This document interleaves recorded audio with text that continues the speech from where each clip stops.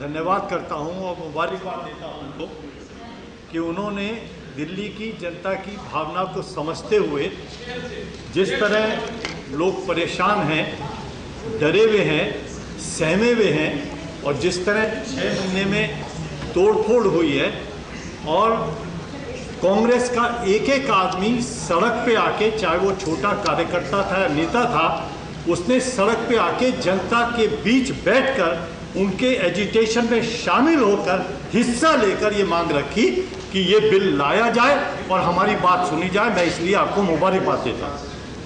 मैं आशा करता हूँ कि जिस तरह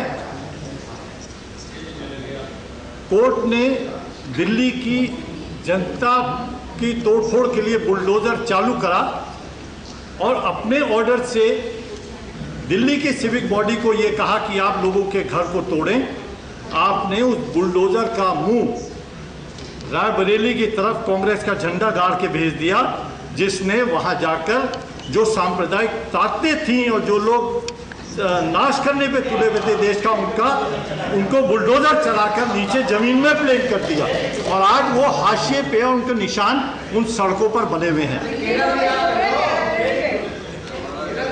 मुझे खुशी है कि मैं जब आपसे मिला और अजय माखन जी से मिला तो आपके माथे पर पसीना था, परेशान थे, आप झुंझलाए हुए थे और आपको ये लग रहा था कि इसका हल किसी ना किसी तरह हमें जल्दी से जल्दी निकालना चाहिए ताकि हम दिल्ली वालों को राहत दे सकें। अग्रवाल जी, अपने पहले आप मैं परमिट कर दूंगा, मगर जब भी बात करेंगे अपनी सीट से बात करें।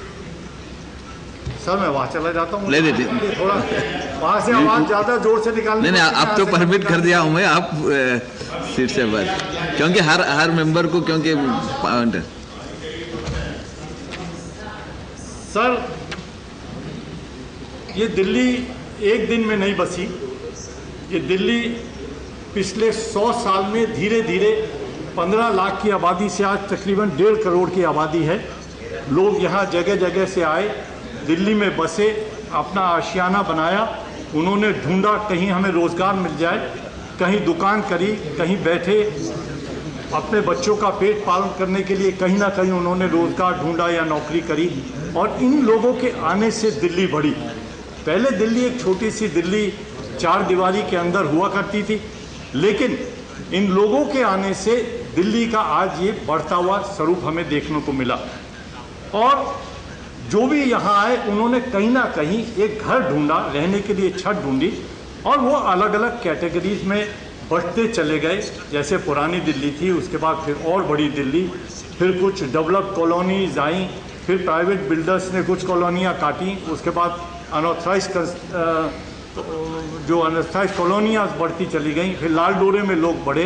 तो इस तरह ये दिल्ली बढ़ती रही, कुछ दीदी ने फ्लैट बनाकर दिए। तो आज हम जिस स्वरूप में हैं, ये स्वरूप दिल्ली का एक अजीब स्वरूप है, ना तो इसका अपना कोई कल्चर है और चारों तरफ से जो लोग आए उन्होंने आज इस दिल्ली को बसाया है। और हमारी कोशिश ये होनी चाहिए कि जो एक दिन में चीज़ नहीं बनी तो वो एक दिन में कोई अगर इसे खराब करने की कोशिश करे तो हमें उसके खिलाफ डटकर आवाज़ उठानी चाहिए।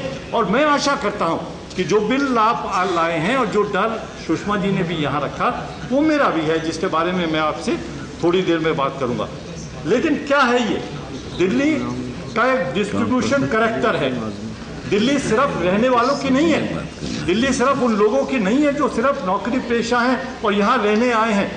दिल्ली में व्यापारी हैं, दिल्ली एक होलसेल मंडी भी कहलाती है। बहुत सारी ऐसे चीज़ें हैं जो सिर्फ दिल्ली से और नॉर्थ इंडिया के बहुत सारे बाज़ारों में जाती है। तो अगर हम सिर्फ दिल्ली में उन लोगों को समझते हैं कि रहने वालों को राहत देकर हम उन दुकानदारों को छोड़ देंगे तो ये सही नहीं है। लेकिन जो कुछ हुआ है, जहाँ रहने वालों को तकलीफ हुई है, जहाँ उनके मकान टूटे, उनके फ्लैट टूटे, उनको बेघर किया गया, किस तरह जिनके फ्लैट टूटे, मकान टूटे, वो सड़कों पर अपने बच्चों को लेकर रहे और जिनकी दुकानें शुरू हुई। आज एक व्यक्ति जो दुकान करता है वो सिर्फ उस दुकान का मतलब उस दुकान से नहीं है, कहीं से माल लाता है, किसी को बेचता है, कहीं से उधार लेता है, बैंक से लोन लेता है, तब जाकर वो उस दुकान को बसाता है, दुकान को चलाता है और एक दिन के अंदर वो दुकान का नाम नहीं होता। तो जिस तरह से उनको तंग किया गया, सील किया गया, उनको परेशान किया गया, तो अच्छा हुआ ये बिल आ गया जिससे उनको राहत मिले और जो तकलीफ उनको हुई है उसका समाधान निकल सके। लेकिन जो पहले कट ऑफ डेट रखी गई थी, 2 बार ऐसा हुआ दिल्ली में, जो हमने ये कहा अपने टाइम में, कांग्रेस की जब दिल्ली में सरकार थी तो उन्होंने ये कहा कि नहीं हम इनको रेगुलाइज करते हैं। 2 बार ऐसा हुआ दिल्ली में, लेकिन कोर्ट के ऑर्डर के बाद उन लोगों को भी नहीं छोड़ा गया, उनकी दुकानों को भी तोड़ा गया, उनके मकानों को भी तोड़ा गया और आज एक तलवार उनके सिर पर लटकी हुई है। सर, दिल्ली में जब भी कांग्रेस की सरकार आई और शुरू से तकरीबन एक आध बार कहीं कांग्रेस के अलावा कोई सरकार आई, तो हमने हमेशा जनता की हक में फैसले लिए। हमारी कोशिश हमेशा ये रही कि उन लोगों को जो दिल्ली में रहते हैं उनको राहत दी जाए। जो लोग झुग्गी में रहते थे, सबसे पहले इंदिरा जी के समय में उनको खरंजे, बिजली, पानी और उनको सिविक एम्यूनिटीज दी गई। जो ये कहा गया कि जो लोग रोजगार करना चाहते हैं वो अपने घरों में कारोबार चला सकते हैं, उनको बिजली और पानी दिया गया, उनको लाइसेंस दिया गया। तो ये जो घरों में छोटी छोटी इंडस्ट्री लगी वो सिर्फ इसीलिए लगी ताकि लोग कहीं दूर ना जाना पड़े, परेशान ना हो और वो वहाँ अपना रोजगार कर सके और रोटी कमा सके, अपने बच्चों को रोटी दे सके। तो कोशिश, और मेरे पास डॉक्यूमेंट है जिसमें कांग्रेस ने अपने जमे में अपने समय के अंदर ये प्रपोजल रखा कि जो अनऑथराइज कॉलोनीज हैं उनको पास किया जाए। और हमारी मजबूरी ये थी कि उस समय जब शीला दीक्षित की सरकार ने ये प्रपोजल रखा, उससे पहले बीजेपी की सरकार थी, उन्होंने इस ओर ध्यान नहीं दिया और उनकी मजबूरी भी थी, क्योंकि टुकड़ों में बटे हुए हर 2 साल में अगर एक मुख्यमंत्री बदला जाएगा किसी स्टेट का तो जनता का भला किसी सूरत में नहीं हो सकता। आपस के झगड़े हो सकते हैं किसी पार्टी के, लेकिन अगर एक मुख्यमंत्री होगा, एक आवाज होगी और काम करना चाहेंगे, नियत होगी काम करने की, तभी काम हो सकता है।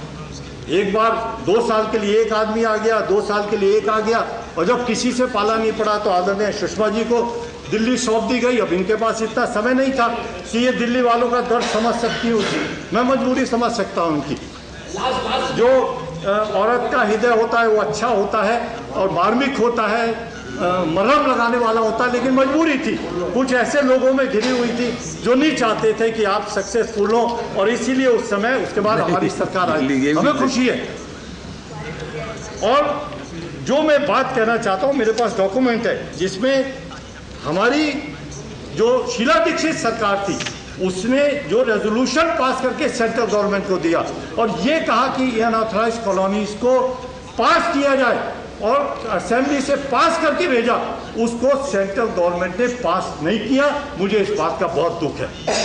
मैं आदर करता हूं आपका, लेकिन मुझे खुशी होती जिस दिन इस हाउस में खड़े होकर मैंने आवाज लगाई थी, मैंने ये कहा था कि नहीं, दिल्ली वालों के साथ गुनाह हो रहा है, उनके मकान तोड़े जा रहे हैं। और मैं लड़ा था आदरणीय, जब यहाँ अध्यक्ष महोदय बैठे थे तब आप खड़ी होकर अगर ये कहती कि जयप्रकाश सही कह रहा है और इस बात पे चर्चा आज ही होनी चाहिए तो मुझे बहुत खुशी होती। लेकिन आज मैं आपकी बात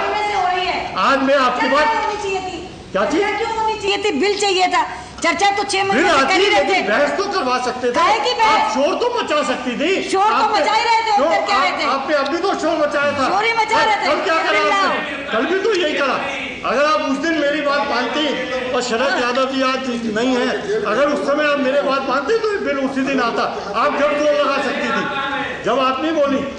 मैं तो जेल गई। तुम कह रहे हो मैं नहीं बोली, मैं तो जेल गई। तिहाड़ में रही, जेल चुनाव भी गए। हमारा दिल्ली प्रदेश कांग्रेस कमेटी का अध्यक्ष और सारे एमएलए और मेंबर पार्लियामेंट हर जगह शामिल है, हर बहस में शामिल है। हमें दिल्ली मत दिखाओ आप, हमारी दिल्ली है ये। हमें दिल्ली मत दिखाओ आप। हमने बहुत काम किया है, हमने ही काम किया है दिल्ली में, आपने कोई काम नहीं करा और वही दिखाना चाहता हूं मैं। अगर आप करते तो आज ये हाल नहीं होना था दिल्ली का।